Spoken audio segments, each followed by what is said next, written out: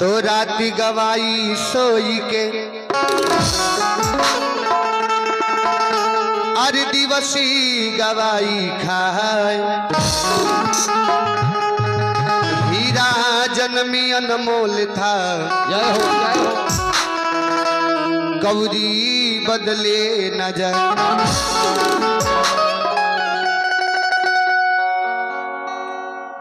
एगो मतारी अपना बेटी से कहतरी कि हे बेटी ई घर बार छोड़ के अपना घरे जाता रू। जय हो।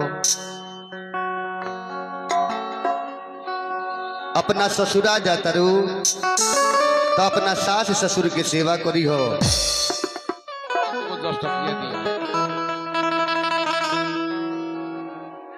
ससुरा में सब कोई के मनी हो। ऐसे कि आज से तोहर उहे घर हो। माई कहतरी बेटी से अरे बेटी ससुरा में रही हो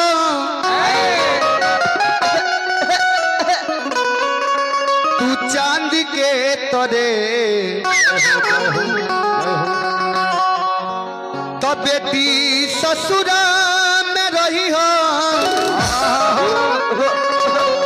अरे तू चांद की तरह सबका अखिया के भीतरी बारान के तरह अखिया के भीतरी बारान के तरह अखिया के भीतरी बारान के तरह सबका अखिया के भीतरी बारात के तरे सबका अखिया के भीतरी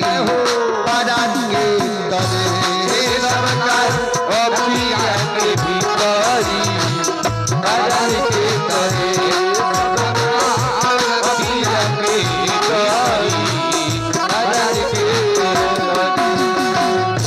कहे कि कल सब के हुआ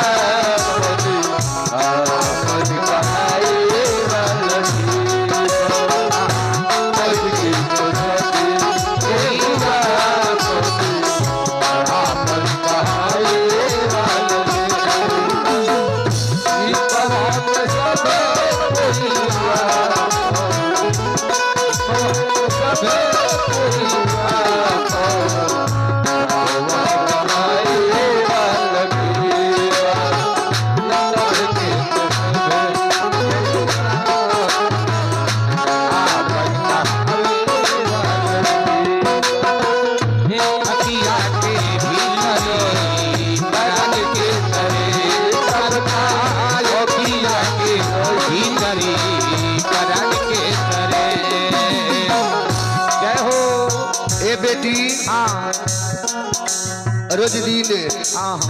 अपना सासू जी के चरण दबई हो सब कोई के खियाली हो ओकरा बाद में जौन बची खुजी उहे लेके खई हो।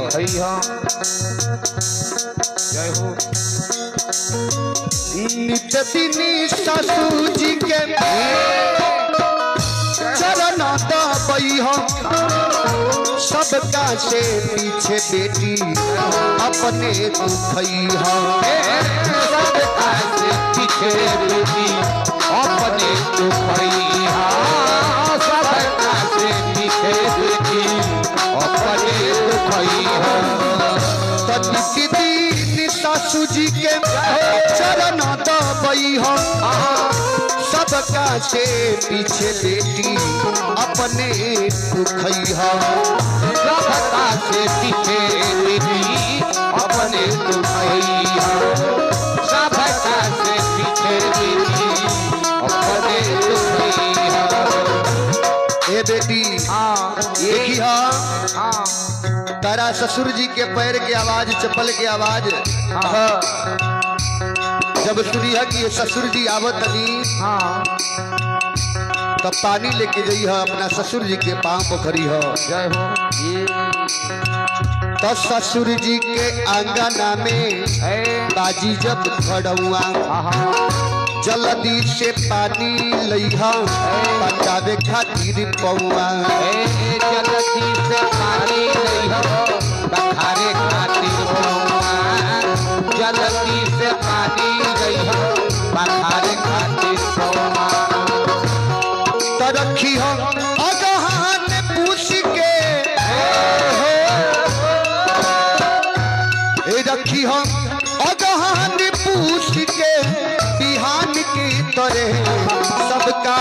अखिया के भीतरी तारा के तरह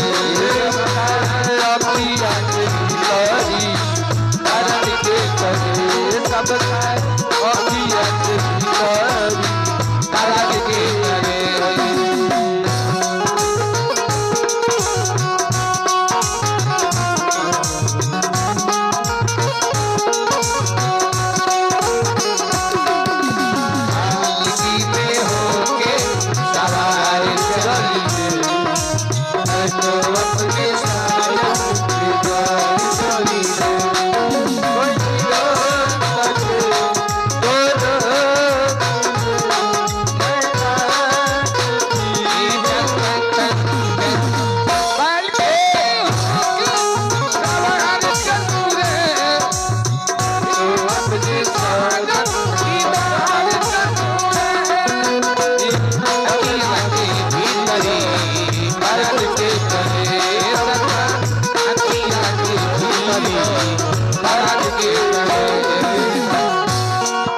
और माई कहली बेटी से कि हे बेटी पूरा घर बार सवारी हो छोट छोट लड़का हुई ऐसा ओकरा के घर ही पढ़ई हो तो घरवा में पहले बेटी तो घरवा में पहले बेटी कामी करी हो छोटे छोटे बच्चवन के घर ही पढ़ई हो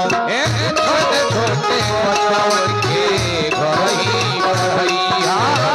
छोटे छोटे बच्चवन के घर ही पढ़ई हो आदि कहीं सत्संग होई सुने चल जई हो घर ही में पूजा करी हो हरि गुण गई हो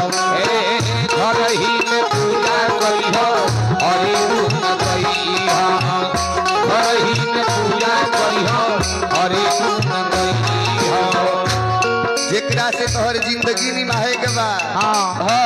जीवन साथी हवे अपना राजा जी पिया जी के जय हो भगवान के तरह मनी हो मनी तो अपना सैया जी के पूजी हो आरी अपना राजा जी के पूजी हो आरी श्री राम की तरह जय हो सबका अखिया के भीतरी अखिया के भीतरी प्राण के करे सबका अखिया के भीतरी प्राण के करे बेटी ससुरा में रही हो चांद की तरह सबका अखिया के भीतरी